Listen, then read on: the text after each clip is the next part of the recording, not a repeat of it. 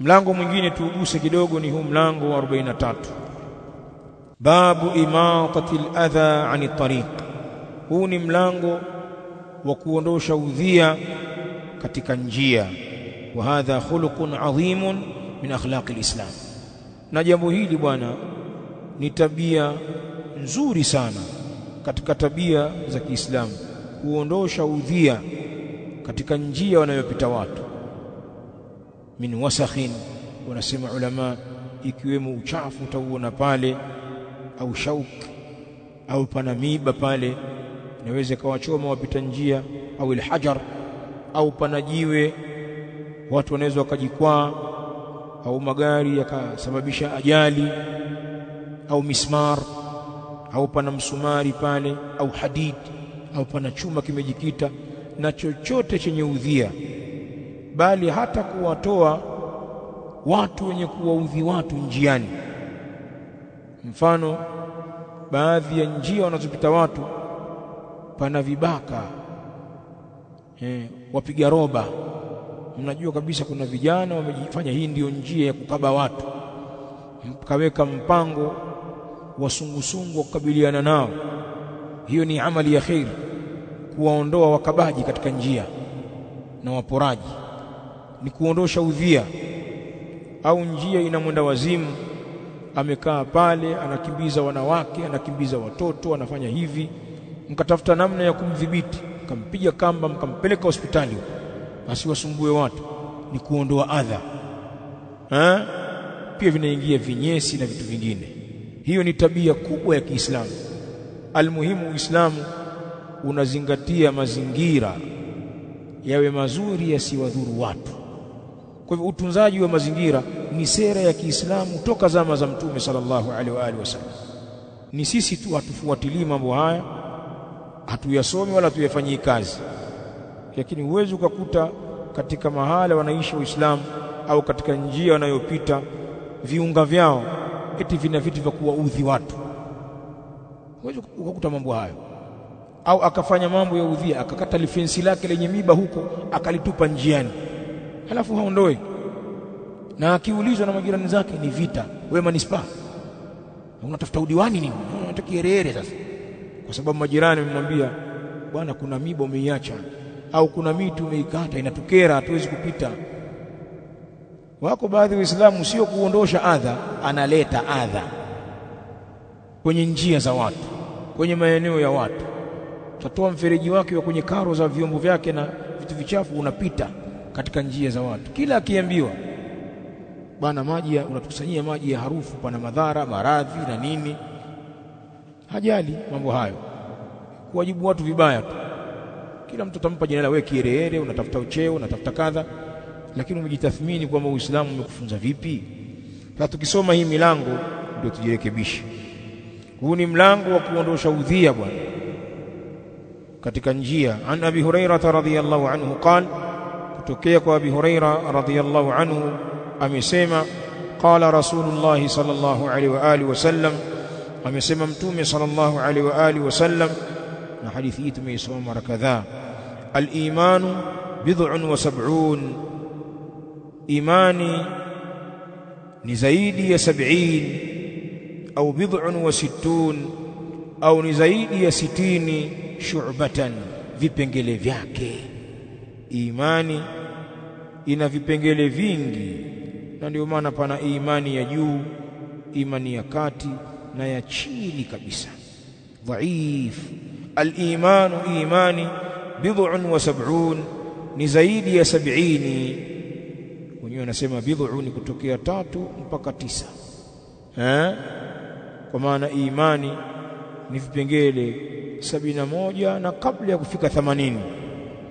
Au bid'un wa sittun, au ni zaidi ya 60, kwa maana ni vipengele kuanzia 63 kabla ya kufika 70, si ndio? Bid'un 73 kabla ya kufika 80, au 63 na kabla ya kufika 70. Kwa ni zaidi ya 60 vile vile, shu'batan, vipengele vyake. Mtume anasema hivyo, imani ni zaidi ya 70, au imekuja ni zaidi ya 60, shu'batan, vipengele vyake. Fa afdaluha, na kilichokuwa bora zaidi katika vipengele hivyo afdalu shu'abil iman, kilichokuwa bora zaidi katika vipengele vya imani.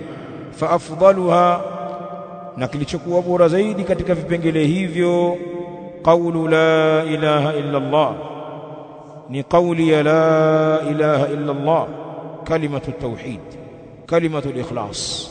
Neno hili ni kipengele kilichokuwa bora zaidi katika imani.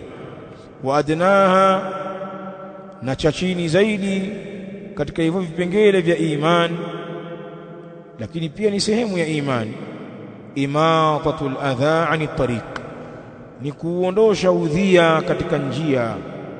Hili jambo si tu jambo la kimazingira, eti utunzaji wa mazingira. Jambo la kuondosha udhia katika njia minal iman. Sisi ahlus sunna, hilo jambo ni sehemu ya imani. Bimaana mtu ambaye hana utaratibu huu ana dosari katika imani.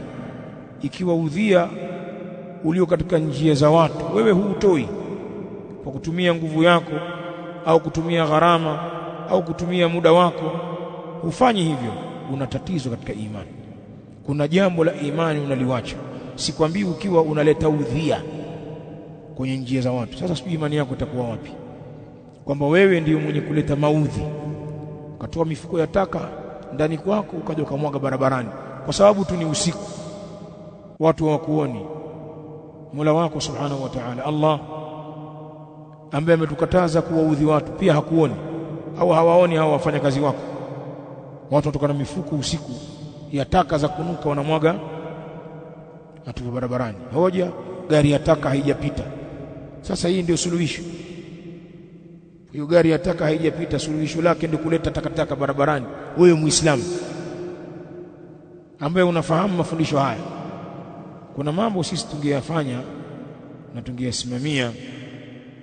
Inawezekana hata kama nivyo vyeo watu wa mtaani wakatuletea wenyewe. Kuna mambo tungeyasimamia si Uislamu.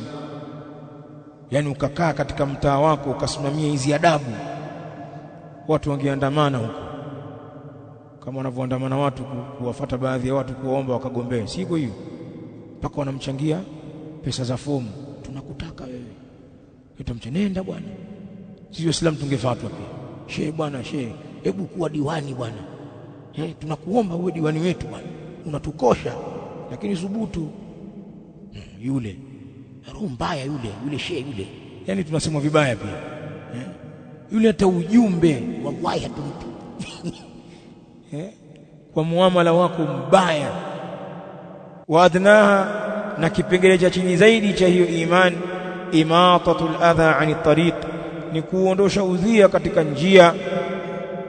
Kisha Mtume akasema wal haya'u shu'batun min al-iman, na kuona haya ni kipengele kimojawapo katika iman. Mtu kuwa na haya. Haya ni kutokufanya yale ambayo watu wanayatusi na kuyasema vibaya, ndio kuona haya. Na kuna kumuonea haya Allah ukatekeleza hukumu zake, na kuna kuonea haya viumbe wa Allah. Almuhimu alhaya'u shu'batun min al-iman, na kuona haya ni kipengele kimojawapo katika imani. Akhrajahu al-Bukhari wa Muslim wal lafdhu lahu. Tamko hili la al-Imam Muslim. Hadithi ya pili hapa chini ya mlango huu, mlango wa 43, an Abi Hurairah radhiyallahu anhu, kutokea kwa Abi Hurairah radhiyallahu anhu, anna Rasulullah sallallahu alaihi wa alihi wasallam qala, hakika Mtume sallallahu alaihi wa alihi wasallam amesema, bainama rajulun yamshi bitariqin wajada ghusna shawki ala at-tariq فأخره فشكر الله له فغفر له. أخرجه البخاري ومسلم. يبتزام حديثه حديث أبي هريرة رضي الله تعالى عنه، ونسيمه كمتومي صلى الله عليه وآله وسلم قال، تمكسيما بينما رجل، بين pale ambapo mtu mmoja, na wengine husema mnamo, pale ambapo mtu mmoja, yamshi bitariqin, anatembea katika njia, mtu katika watu, mtume anasema alikuwa akitembea katika njia, wajada ghusna shauki ala tariq, akalikuta tawi la mwiba ala tariqi, juu ya njia. Mtume anasema fa akharahu, akaliondosha tawi lile, ay ab'adahu, akharahu ab'adahu, akaliweka mbali hilo tawi na njia ya watu. Kitendo hiki tu, kakuta tawi la mwiba, mtu anaweza akachomwa pale, akaliweka mbali na njia. Fa akharahu, na akaliweka mbali hilo tawi na njia. Mtume anasema fa shakara Allahu lahu, na akamshukuru Allah mtu huyo, bimaana akampa thawabu kwa tendo hilo. Faghafara lahu, na akamsamehe yeye. Tawi tu la mwiba umelikuta njiani. Kwa hivyo tunavyotembea katika njia sisi Waislamu kwa mafundisho haya, kama kuna jambo lenye kuwaudhi watu, basi tuondoshe, na huo ndio utaratibu wako, na wala sio kuvamia kazi za watu. Usibeze kwamba labda ni kuvamia kazi za watu, la. Na kuna watu wanabidii katika hilo. Mtu atapaki gari hasa, anapita anaona kitu, mbona kuna jiwe katikati hapa, atapaki gari yake pembeni, ataanza kuumana nalo kulitoa. Anapita kwake nakuta shimo, analiziba. Mwingine ni hodari wa kulikwepa, miaka nilikwepa tu, hangaiki nalo mpaka siku linampa ajali mtu wake, kwamba watoto wake walikuwa wanarudi na bodaboda huko, wakaingia pale wakavunjika miguu. Ndio tuzibeni mashimo haya, yameshaleta ajali, ulikuwa ulioni. Sasa mpaka wadhurike watu wa kwako, na unaweza kuagiza kifusi tu hapo, gari nzima, au ukaagiza kikeri au kiguta, au ukabeba mwenyewe ukafukia pale, lakini hafanyi. Na kuna watu wana uhodari wa kufanya hayo. Hili ni katika mambo ya imani, sio ukiherehere, wala si mambo anafungamana na hela peke yake, maana vitu vingine wala sio vya fedha nyingi. Utakuta ni mawe matatu manne tu kuyaondosha, au kishimo kiziba, hakina fedha nyingi. Ni wewe umeguswa kiasi gani kwenye imani yako. Hadha wallahu ta'ala a'la wa a'lam, wa sallallahu wa sallam ala nabina Muhammadin wa ala alihi wa ashabihi alkiram ajma'in.